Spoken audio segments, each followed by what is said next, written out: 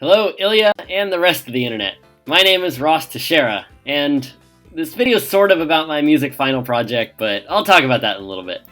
First, I want to tell you a story. So when I was 11, for some reason I was doing some homework and I was listening to this song, this Pokemon song from Diamond and Pearl on repeat.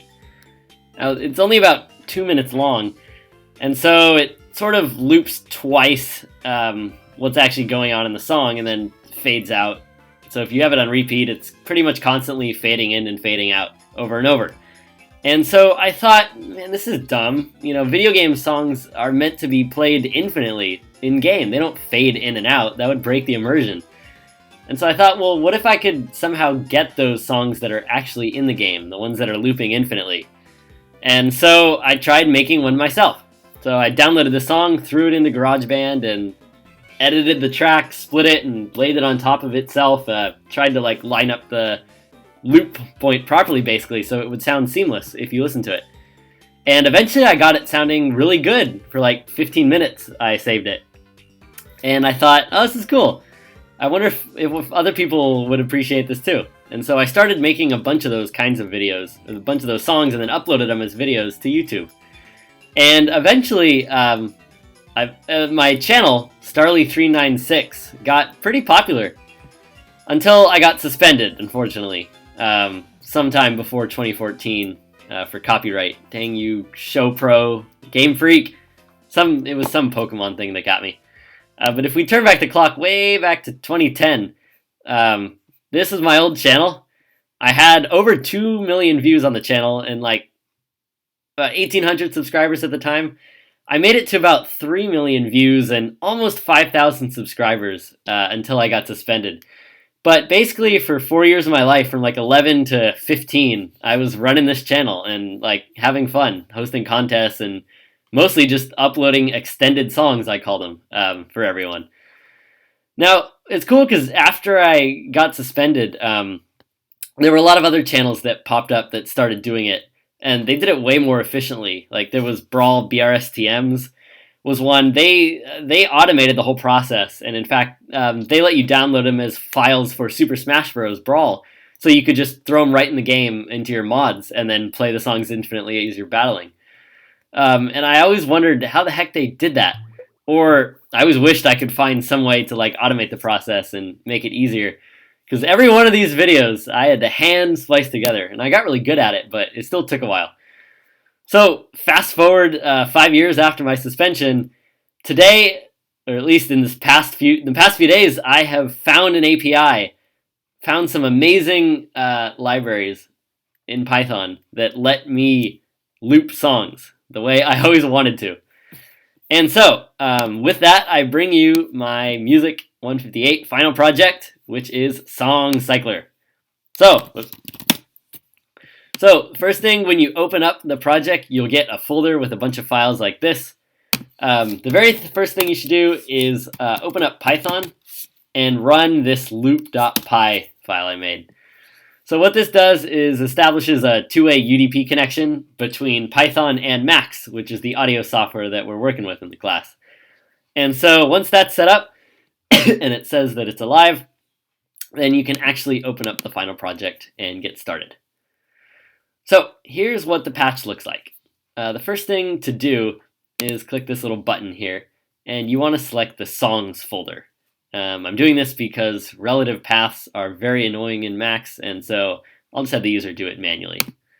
So if you select the songs folder, then this box is going to get populated with all of the songs in the songs folder in the project. So I put a bunch of songs in here already that I've already pre-run the calculations on. But in this project, you can actually put in any MP3 you want, and it will work. So I encourage you to try it out when you get it. But for speed, I'll be using the songs that I have already done some pre-work on. So let me choose a song here. Let's go with Unreal Superhero. So I'll choose a song, and then I'll click this. And this says ready, so okay, I click the button. Now it says wait. All right, so what's happening now is we're running some calculations on this file. Really, we're reading some data from the disk, and now we're all set up. So here's the song that starts playing. There's a playhead that moves across it. And all this is being powered by a groove tilde. So in this box here, there's a bunch of start and endpoint pairs for the song in milliseconds. So if I click on one, this defines a region of the song that is going to be looped. So here's the start and end of the loop. And this waveform now actually represents this looping region here, even though it's moving across the entire thing, because there was no other way. It would have been very kludgy to get it working in Max. But anyway, we're about to loop. Listen to it. Check it out. So that actually looped the song, but it was perfectly seamless. And this was all completely done with some calculations on the MP3 itself. Now, that worked really well just with our first try, but if the first one doesn't work, you've got a whole bunch of other options to choose from.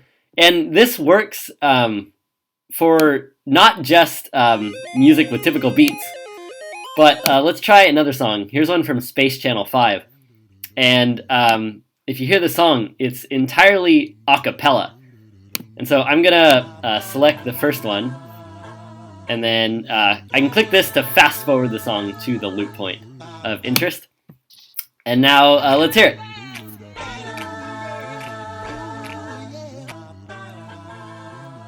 Okay, see, so it dropped back to an earlier point in the song where there was no clapping behind the scenes, or in the background. But the main vocal stayed exactly the same. It was perfect. And so what I've accomplished here is taking an MP3 file, any MP3 file, analyzing it, finding loop points for it, and then letting you actually use those loop points and control max with the groove tilde to play that song infinitely, like I always wanted to do those many years ago. Now, like I said, the songs I've put in here right now, and I encourage you to try them out, a lot of them are amazing. I've done some pre-calculating on them, but all that means is I ran the program already by banging them. And when you bang, the program is going to save some data in here. These are graph instances, or actually, yeah, these are Python pickle objects of a graph of the song. And I'll explain that in a sec. And then these are the actual loop points that I'm saving. So if you put a song in and you bang it, and it hasn't been analyzed in this folder, then it's actually going to run the calculations from scratch on that song. And chances are it's going to work as well as this worked. It works very, very well. So let me tell you how this actually happens. So here's the loop.py file I wrote. And basically this is just an interface between Python and Max, but it's also an interface for this API I found, which is called Echo Nest Remix.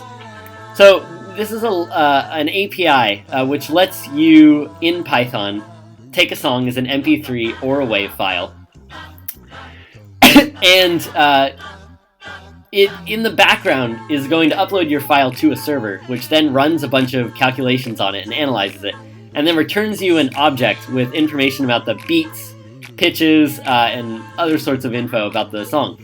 And so, for instance, here's some very simple code that lets you reverse all the beats in a song and then output to a file.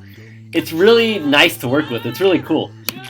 And then I found this example with the project called Earworm. And what this does is it takes a song, sends it to the server and analyzes it, and then it builds a graph out of all the beats in the song, and then connects them with edges that correspond to how similar the beats are to each other. And then it runs A* to find like a nice path through the song that sounds consistent and loops properly. And so what I've done on my end is taken this graph, extracted some of the nicer edges that connect parts of the song that are far away, and then I do a little processing on them to make them fitting for Max, and then I just pipe them straight in, basically, and then I use some ODOT to append them to that menu. And so this is my final project at large. This was born out of something, out of an old YouTube channel, and I always wondered if I could make loop points automated. And it turns out I can, and then it works really, really well. and it's really fun. So I highly encourage you to just play around with it, try it with your own songs, and any of the songs in here. So yeah, thank you for watching. I have really enjoyed this class. It's been a blast this semester. You've been a great teacher, Ilya. And that's all I got. Alright, see ya!